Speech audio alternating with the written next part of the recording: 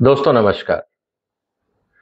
Covid के बाद भारत में ये लग रहा था कि कंपनियां चाइना छोड़कर भारत आएंगी और इससे भारत में जो इकोनॉमिक एक्टिविटीज है उसमें तेजी आएगी। लेकिन हकीकत क्या है? क्या वास्तव में कंपनियां चाइना को छोड़कर भारत आएंगी या वहां से कहीं और जाएंगी? आज हम इसकी चर्चा करेंगे।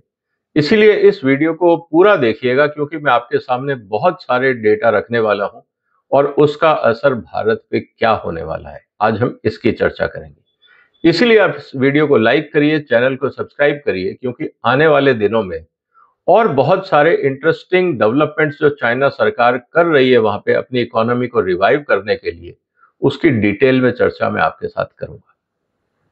दोस्तों, आज चाइना में जो सबसे बड़ा चुनौती है वो ये है कि जो वहां पे डेट है, जिस तरह से चाइना ने 2008 के बाद अपनी इकोनॉमी को रिवाइव करने के लिए रियल एस्टेट पे बहुत खर्चा किया और उनको ये लगता था कि इंफ्रास्ट्रक्चर बनाने से और हाउसिंग कॉम्प्लेक्सेस बनाने से इकोनॉमी रिवाइव हो जाएगी। आज वो सब जो इनिशिएटिव्स थे, आज वो लायबिलिटी बन गए। इस समय चाइना में जो स्टेट गवर्नमेंट्स हैं उन पे करीब 13 ट्रिलियन डॉलर का लोन है, डेट है। और ये सबसे बड़ी चिंता है क्योंकि राज्य सरकारों पे जब इतना बड़ा डेट हो तो वो आगे काम कैसे करेंगी। हिंदुस्तान में भी हम देख रहे हैं, हमारे यहाँ तो ट्रिलियन डॉलर नहीं, कुछ सैकड़ों हजारों डॉलर की बात होती है। उसके बाद भी हमारी स्टेट गवर्नमेंट्स की हालत खराब हो जाती है। तो अब चाइनीज गवर्नमेंट ने यह फैसला किया है कि वो अपनी स्टेट गवर्नमेंट को फाइनेंशियली स्टेबलाइज करेंगे ताकि वहां पे इकोनॉमिक एक्टिविटीज रिवाइव हो। और उन्होंने क्या पैकेज दिया है, किस तरह से वो काम करेंगे, उनकी चर्चा भी मैं इस वीडियो में और आने वाले वीडियोस में करता रहूंगा। सबसे इंपॉर्टेंट चीज इस समय क्या है, जिस तरह से डेट माउंट हो रहा है चाइना में इस समय, जो कंज्यूमर कॉन्फिडेंस है वो लो है। इसीलिए लोग जो कमा भी रहे हैं, इस बात को आप समझिए कि चाइना में करीब 50 करोड़ लोग ऐसे हैं जिनकी सालाना इनकम करीब 14 लाख से ज्यादा है। अब 14 लाख पर पर्सन की अगर इनकम वहां पे है और ऐसे 50 करोड़ लोग हैं तो सरप्लस पैसा तो है ही, लेकिन लोग खर्च नहीं रहे हैं। क्यों नहीं खर्च रहे हैं? उनको कहीं ना कहीं कॉन्फिडेंस नहीं आ रहा है कि इकोनॉमी स्टेबल रहेगी। इसीलिए वो सेविंग पे ध्यान लगा रहे हैं कि बुरे दिन में जो बचत है वही काम आएगी। साथ ही साथ चाइना ने इस बात पे ध्यान दिया है कि जो उनका फोकस है, जो बॉन्ड उन्होंने बैंकिंग सिस्टम को जो रिवाइव करने की बात करी है, उसमें उन्होंने 284 बिलियन डॉलर इन्वेस्ट करने का प्लान बनाया। तो एक तरफ कंज्यूमर सेंटिमेंट्स को बूस्ट करना है, उसके लिए उन्होंने कदम उठाए हैं, और दूसरी तरफ अपनी जो अर्थव्यवस्था में जो बैंकिंग सिस्टम है उसको मजबूत करने के लिए उन्होंने कदम उठाए। दोस्तों, एक बात आपको माननी पड़ेगी कि 2017 में चाइना दुनिया की सबसे बड़ी इकोनॉमी बन गया, अमेरिका से आगे निकल गया जब हम बात करते हैं परचेजिंग पावर पैरिटी की। और स्थिति यह है कि आज ओवरऑल दुनिया का 19% जो ग्लोबल इकोनॉमी है वो सिर्फ चाइना में है। ये अपने आप में एक बहुत बड़ी बात है। 1978 में जब इकोनॉमिक रिफॉर्म्स चाइना में हुए थे, उस समय चाइना की जो पर कैपिटा इनकम थी वो भारत से कम थी।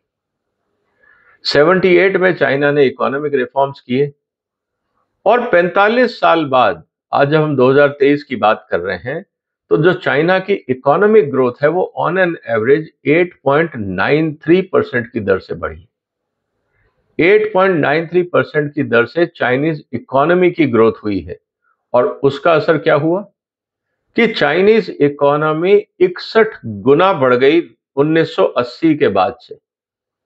और भारत सरकार की जो भारत की इकोनॉमी है वो मात्र 20 गुना बढ़ पाई। मतलब हम चाइना से एक तिहाई पीछे रह गए या 1/3 ही ग्रो कर पाए, जबकि हम चाइना से परचेजिंग पावर मैटर में आगे थे।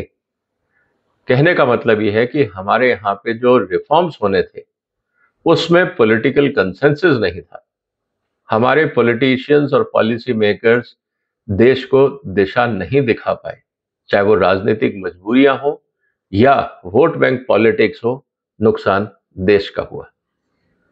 दूसरी बात जो हमें समझनी होगी कि इस समय चाइना के पास जो रिजर्व्स हैं, फॉरेन करेंसी रिजर्व्स हैं, वो $3.1 ट्रिलियन है जो चाइनीज गवर्नमेंट के पास है।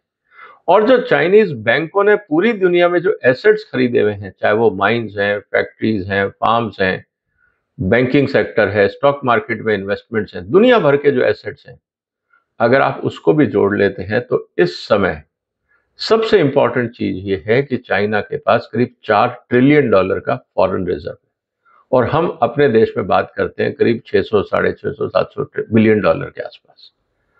मतलब हम अभी काफी पीछे हैं अगर हम उसकी बात करें। इस समय जो सबसे इंपॉर्टेंट चीज जो चाइना के हक में जा रही है वो ये कि चाइना अपने R&D में 2.4% ऑफ GDP इन्वेस्ट करता है। चाइना ने इस बात को समझ लिया है कि कमोडिटी मार्केट में रहने से कोई फायदा नहीं है। हम रॉ मटेरियल नहीं एक्सपोर्ट करेंगे, हम उसमें वैल्यू एडिशन करेंगे, इनोवेशन करेंगे ताकि बाकी दुनिया से ज्यादा हम अच्छे फाइनल प्रोडक्ट बना सकें और उसको एक्सपोर्ट करें, जिससे कि हम 2-3-4% के कमीशन बिजनेस में काम ना करके हम मल्टीपल्स में अर्निंग करें। इसीलिए चाइना का पूरा फोकस है कि अब हम OEM नहीं बनेंगे, अब हम आपको फिनिश गुड्स देंगे। और यही आप देखोगे कि मोबाइल सेक्टर में जो कंपनियां OEM हुआ करती थी, आज सब अपने ब्रांड लेके चाइनीज कंपनियां वर्ल्ड मार्केट में छाई हुई हैं।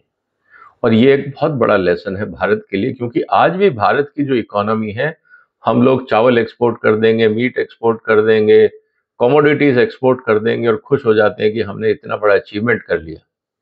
जब तक आप वैल्यू एडिशन नहीं करोगे तो ये तो सिर्फ लेबर जॉब रह जाता है। या तो आप नेचर को एक्सप्लॉइट कर रहे हो या आप लेबर को एक्सप्लॉइट कर रहे हो। इसमें आपकी क्रिएटिविटी कहीं नहीं दिखती है। इसके अलावा जो सबसे इंपॉर्टेंट बात यह है कि दुनिया के जो 10 सबसे बड़े फाइनेंशियल सेंटर हैं, उन 10 सबसे बड़े फाइनेंशियल सेंटर में 4 जो है वो चाइना में, हिंदुस्तान का एक भी नहीं है। हिंदुस्तान का एक भी टॉप 20 में नहीं है, एक भी टॉप 30 में नहीं है, एक भी टॉप 40 में नहीं है, एक भी 50 में नहीं। इस बात को आपको समझना। तो हम जो अपने आप को यहाँ पे बॉम्बे में बोलते हैं कि हमारे यहाँ फाइनेंशियल कैपिटल है, वर्ल्ड स्टैंडर्ड के हिसाब से अभी वहां बहुत कुछ होना बाकी है।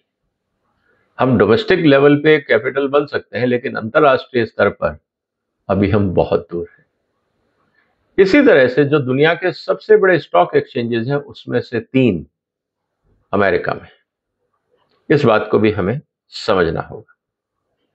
हम ये बात कर रहे थे कि कोविड के बाद चाइना से कंपनियां निकल के बाहर आएंगी। दोस्तों, अगर मैं फॉर्च्यून 500 कंपनीज की बात करूं तो 142 कंपनियों के तो हेडक्वार्टर ही चाइना में है, तो वो तो छोड़ के जाने वाले नहीं। मतलब 500 में से 140 कंपनियां तो इस समय 142 जिनके हेड ऑफिस चाइना में है, और जितनी कंपनियां यूरोप और अमेरिका की हैं, उनका सबसे बड़ा मैन्युफैक्चरिंग बेस चाइना में। तो अगर वो चाइना छोड़ के जाते हैं तो क्या होगा? उनके लिए समस्या ये हो जाएगी कि लो कॉस्ट प्रोडक्शन एरिया से हटके वो हाई कॉस्ट प्रोडक्शन एरिया में जा रहे हैं। अब सवाल इस बात का है कि जब हम भारत में मेक इन इंडिया की बात कर रहे हैं दोस्तों, आज हम इसकी बात इसलिए मैं करना चाह रहा हूं क्योंकि हम अक्सर ये कहते हैं मेक इन इंडिया एक बहुत बड़ा सक्सेस स्टोरी बनेगा, और थोड़े दिन पहले आपने देखा होगा कि मेक इन इंडिया में वो चीजें सामने नहीं आई जिस प्रयास के लिए शुरुआत की गई थी। इनफैक्ट डिसअपॉइंटिंग परफॉर्मेंस रही। उनके कारण क्या है? जब तक हम उस पर नजर नहीं डालेंगे तो जो हम चाइना से कॉम्पीट करने की बात करते रहे वो सिर्फ सपना ही रह जाएगा। सबसे पहली बात है कि लेबर प्रोडक्टिविटी की अगर हम बात करते हैं तो चाइना में इस समय जो लेबर है और जो उसकी प्रोडक्टिविटी है, उसको दुनिया में सबसे अच्छा माना जाता है, क्योंकि जिस तरह का स्किल सेट्स और ट्रेनिंग वहां की वर्कर्स को दिया जाता है और जिस तरह से वो नई टेक्नोलॉजी को एडॉप्ट करते हैं, उससे वहां की प्रोडक्टिविटी इंप्रूव होती है, जिसके कारण वो वर्ल्ड मार्केट में आज सबसे बड़े एक्सपोर्टर बन गए।